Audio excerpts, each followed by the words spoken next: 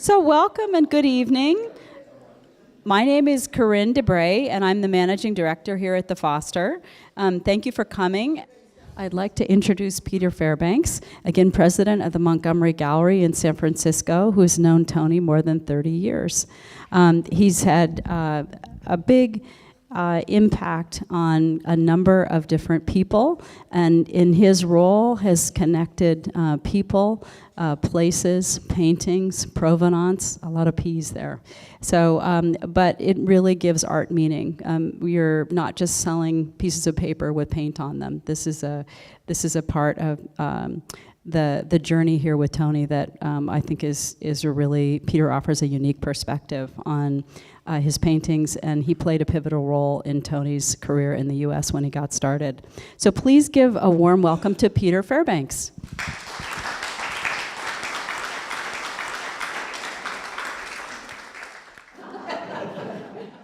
This is actually a picture of me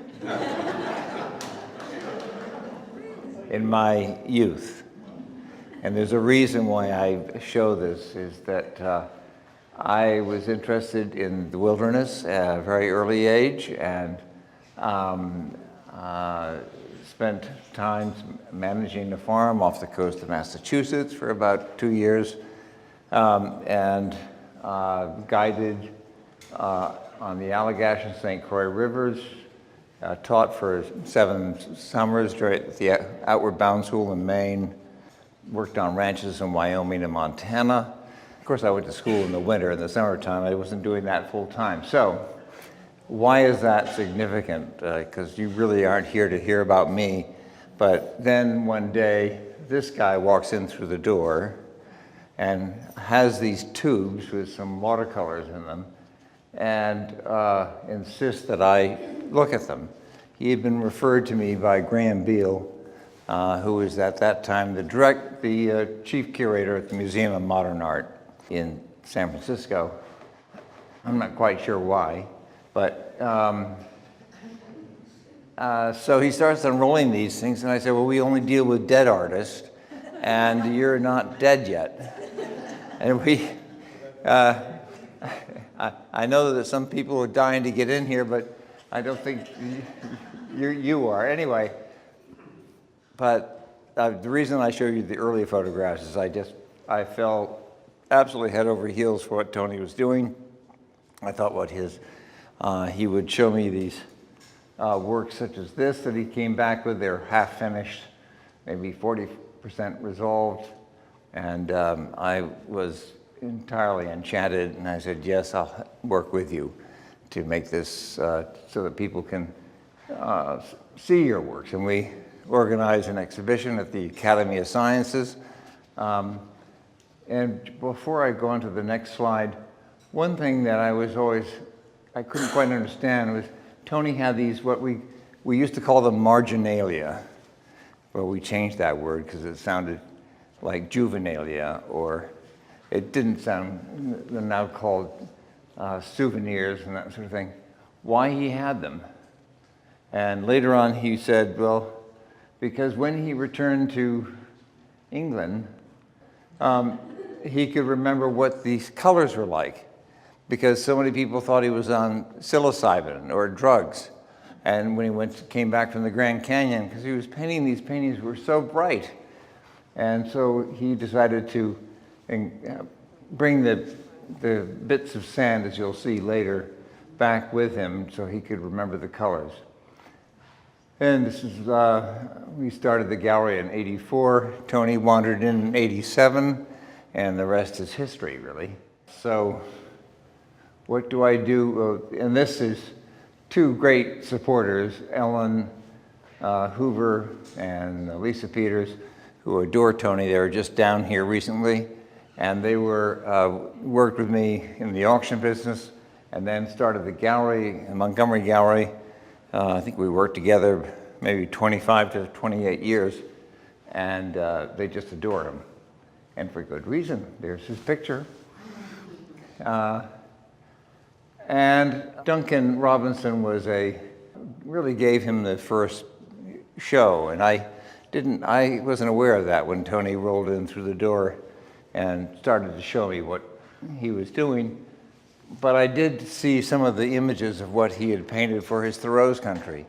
And having been in that part of the world, I understood, what he was doing. Now this is, he was here, this is when he was at the this is Duncan when he was at the Fitzwilliam Plain. He was the Don of Magdalen College and the director of the Fitzwilliam Museum, and certainly looks the part.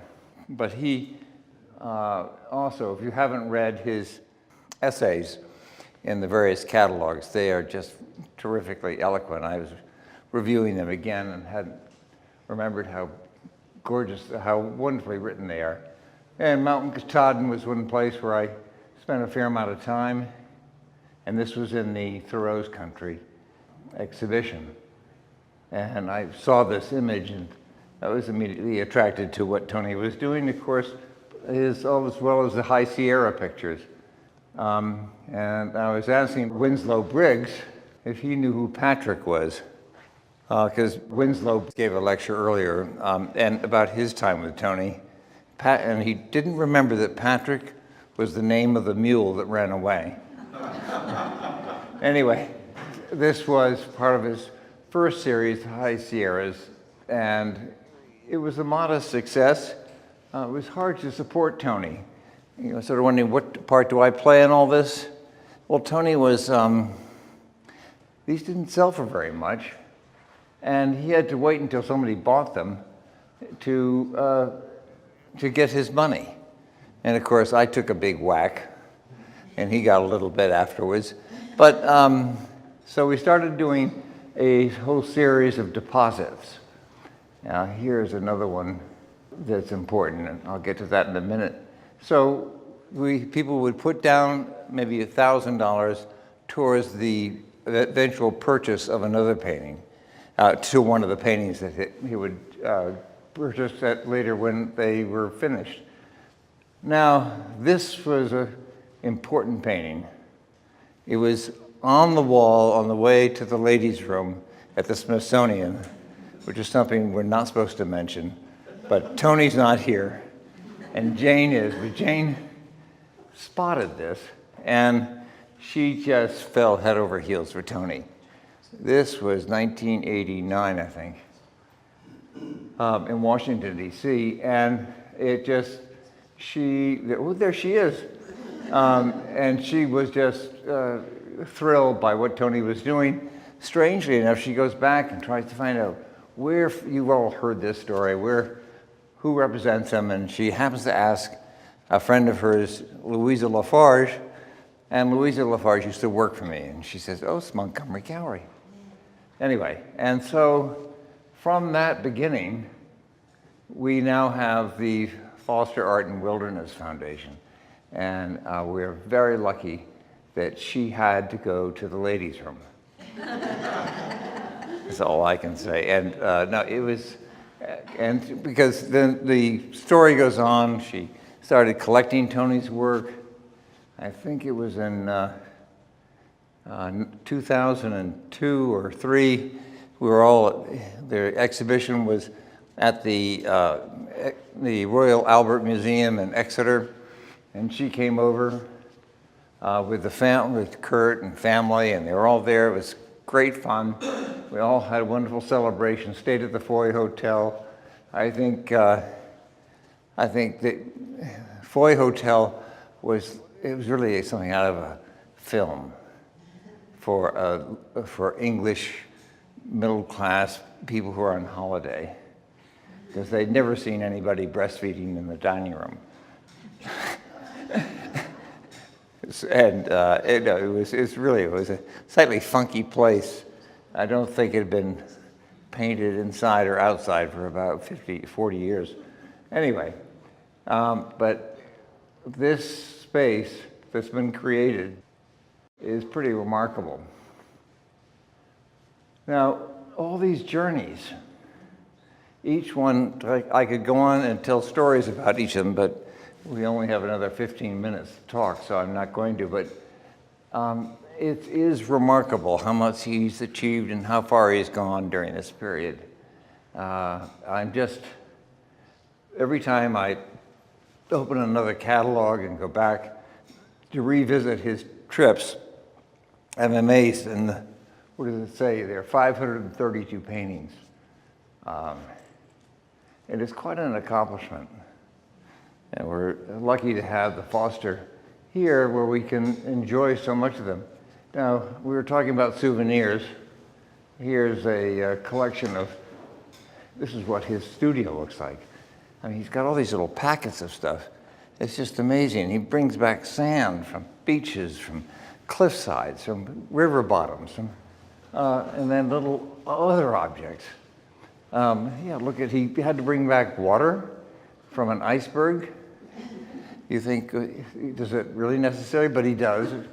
He includes them in his artwork, and it's a very important part of it. And what I wanted to get to was, Tony not only has souvenirs in art, but he has extraordinary souvenirs in people. And it's not that he collects them. I was thinking of that earlier. I was going to say, well, he's collected all these talented individuals. I mean, Jim Ballinger in the upper left has been, I think, the longest serving director of a museum at the Phoenix Museum for over 42 years. Graham Beale has had an illustrious career besides here at the Museum of Modern Art. He was director of the Joslin, LA County Museum, and basically brought got the Detroit Art Institute out of bankruptcy and did a great job in renovating that. Peter Hazarick, over here, is the now director emeritus of the Buffalo Bill Center for the Arts. Anyway, it goes on. They're just really quite a splendid group. Oh, Annie Vanderbilt. Bill Vanderbilt turned out to be a friend of mine from the 6th and 7th grade and became Tony's porter. And these are the luminaries. I mean, I can't go into the background of all of them because they're just so, well, I mean, the most famous, of course, is Bill Brace, or Winslow Briggs, more importantly. These are people who have all admired his work and what he's doing and have contributed to his journeys, as we know from the beauty show. And you couldn't get a more outstanding group if you tried. But as I say, it's not that he's gone out, solicited them. He hasn't really had to. They've been attracted to him. And they've attracted by what he's doing and believe in the art that he creates. And there is our own Winslow Briggs, who first met Tony on the first trip in 1987, walking the John Muir's Trail.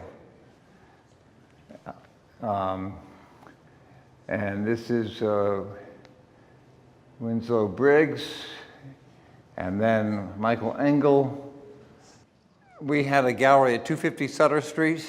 Michael and Leslie Engel were going to look at art on the 3rd floor. We were on the 2nd floor, and by mistake, the elevator opened on the 2nd floor. And this painting was hanging there, and they were struck by it. And they got off the elevator and said they wanted to know all about this artist. Well, they found out more, then they started collecting them, and they persuaded me to persuade Tony to go out to Sun Valley, even though he said he didn't want to go and paint some rich guy's house, or he wasn't going to be some rich guy's poodle. And I said, well, Tony, they're paying the flight out, they're going to put us up, they're going to serve us meals. All you have to do is go up in a plane and look out the window. And if you don't see anything that you think you can paint, then we'll just fly home. Well, I mean, that was an argument. You asked, what did I do for 30 years? It was discussions like this that I had to persuade Tony to get on the flight and go out to Sun Valley and take a look at what the Bitterroot and Sonoys looked like from the air. And then God bless Bill Brace, who is a great supporter of Tony's throughout the years, I guess they met probably during the first Thoreau lives in Concord, Massachusetts, and I think they met during the first journey he did in Thoreau's country. And here's the person who should be giving the talk is Ann Foster, and her choice was the Maldives. I claim because it was only 30 feet to the bar where they could get a gin and tonic, but I'm told it's really because it was beautiful. But thinking of these underwater pictures, that was another argument I had with Tony. I said, you can't do watercolors underwater, so no one's going to be interested in them. It's a waste of your time. I know it'll be fun in the Maldives, but why are you going to do underwater paintings? It's ridiculous. Anyway, they were a great success, and I was wrong. And here is one of the greatest mountaineers, Stephen Venerable, who chose his favorite place was Everest, from the Kama Valley in Tibet. Professor of volcanology, who chose this Parinacota in volcano in Chile. I think that Tony tried to climb this also. Everest, I forgot to say. He keeps trying to go above 17,500 feet to paint a painting. And I keep trying to convince him that there are a lot of good paintings that have been painted under 17,500 feet. And when he was in Everest, he almost died from altitude sickness. And also when he was in Chile, again, he thought he'd test his luck and try to go above 17,500 feet. Great. Carrie Herbert raised the first 2 years of her life in Greenland, and she dominated this area when going backwards. And then Lionel Lobolt, who is a mountain guide. There's a nice little video of Tony painting at Chamonix. Go through these. Tony and Ann. Ann with Tony Foster. That's Annie Vanderbilt. We never can get a good picture of Bill. Anyway, their favorite spot. And then Parker Huber, who used to teach with my brother in Vermont, and Peggy Brace, checking out her bluebird box, and Richard Attenborough, who you all know, the naturalist and broadcaster and great conservationist, chose the Cayman Reefs, and Robin Hambry-Tennyson, the caves in Borneo. Maria Teresa Ruiz nominated the Atacama Desert for the seeing the stars. And I'm not quite sure what they all thought of, but this is kind of Tony's team with Anne, Kristen Poole, the artistic director, and Corinne DeBras, who's the managing director. And they're a great support team. We're very lucky to have them involved. Now, this is one of Tony's homes. He's done very well as a watercolor painter. Yeah, Harwood House in Yorkshire. He became good friends with the Viscount Lustless. And when Tony was working as the art advisor, organizer for the West Counties, and the Viscount's parents lived here, Lord and Lady Harwood. My wife's explained that Lord Harwood was the uncle to the Queen, since we all have ideas about royal things these days. Anyway, so what I love that Tony had an exhibition there, and he was about to head off to the Cayman Islands, or he had just come back from a Costa Rican trip, and he needed a Cayman. That's why I'm thinking Cayman Islands. And what's a Cayman? A Cayman is oh, there he is. Do I have a Cayman is a crocodile. But I love the image of Tony Foster getting the stuffed crocodile from Lord and Lady Harwood that they had in their collection for some God knows reason, stuffing it in his little tiny car with the head on the windshield and the tail probably sticking out the back, and driving from Yorkshire back to Cornwall with it so he could paint it. Anyway, and here he is in the Costa Rican rainforest. I think he sent me a letter. It's probably in one of his diaries. He said, a note said, I'm sitting here, I'm soaking wet, I have mold in my feet. I've just counted 436 insect bites on my right leg, and I'm only up to my knee. You should have taken some insect repellent. Anyway, he's happy in this picture and produced some wonderful paintings. And here he is with Peter Murray and Martin Beck. Well, he's taking the photograph on the edge of the glacier, and that's only to say, when Tony wanted to go to Greenland, I said, Tony, there are no clients in Greenland. I can't sell Greenland paintings.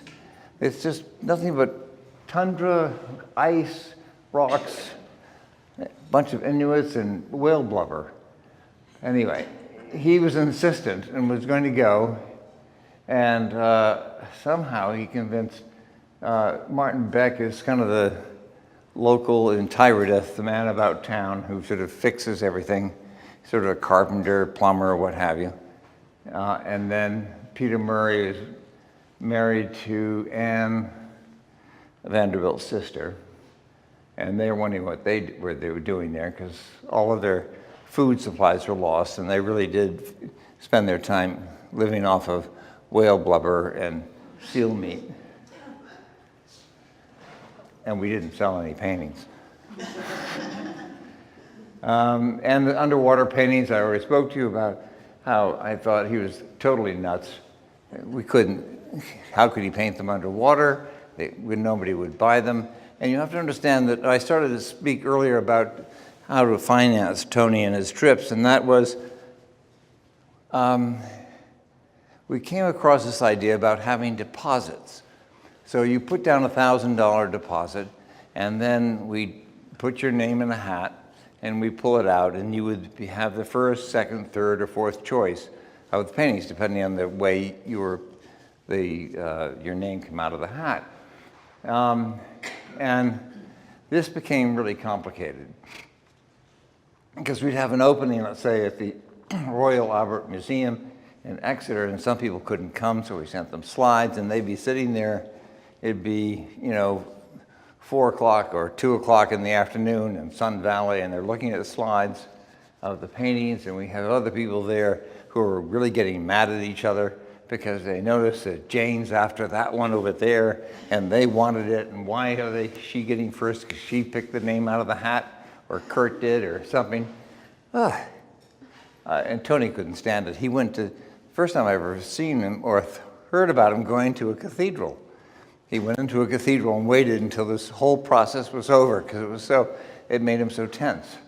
But this was a way which we could therefore help fund Tony on his trips because they were expensive to take.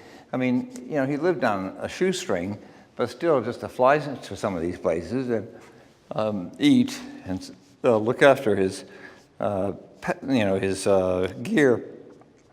It was relatively expensive.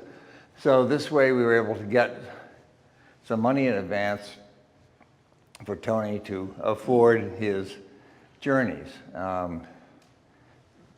So that was how the deposit system worked. Now, why didn't Tony paint more geysers, or geysers as we call them? I have no idea. I said, Tony, we can sell these. People love Yellowstone. So, I can sell these paintings all day long. Why did you only do 5? Yeah, anyway. So, I mean, it's not easy sort of being a friend and working with an artist because they don't usually take your advice anyway. But wonderful paintings they are. And I spoke about his high altitude. Luckily, he didn't try to go to 29,000 feet. And luckily, there was an Australian at 14,000 feet who had a decompression chamber when Tony had to come down. Of course, he climbs up to 17,000 feet. He's got, you know, you couldn't tell him, but he's got a toothache, and if you ever look at the photographs, it's abscessed, and his whole cheek is like way out here. So there he is, still insisting on going up higher with this huge abscess, and luckily there was that decompression chamber at 14,000 feet, so we still have him with us. And Parancato is, well, it's only 20,000, but he realized he shouldn't go up much higher. So what does all this mean? These are sort of discussions, arguments. We go back and forth. We've actually, I don't think we've ever had a angry word with each other. We've disagreed, but like Jane and so many other of his friends, I believe so entirely in what he's doing. And I just was reading through some of Duncan Robinson's essays in these catalogs.